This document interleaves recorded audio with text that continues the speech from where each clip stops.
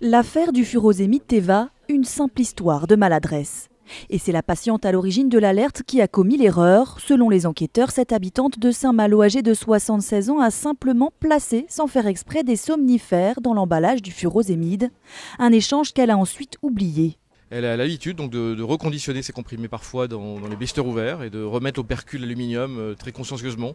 Ce qui rend impossible en fait à une préparatrice ou un pharmacien, ou quasiment impossible de détecter en fait qu'il y avait un blister ouvert. Début juin, elle signale à son pharmacien que son mari s'endort après avoir consommé le diurétique furosémide. C'est le début d'un feuilleton judiciaire et sanitaire qui va durer près d'un mois.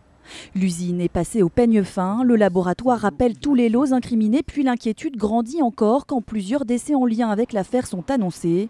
Mais les autopsies des corps ne révéleront aucune trace de somnifères et le contrôle des 350 000 comprimés rappelés s'avérera négatif également. L'Agence de sécurité du médicament sonne la fin de l'alerte le 20 juin et le parquet classe sans suite le dossier.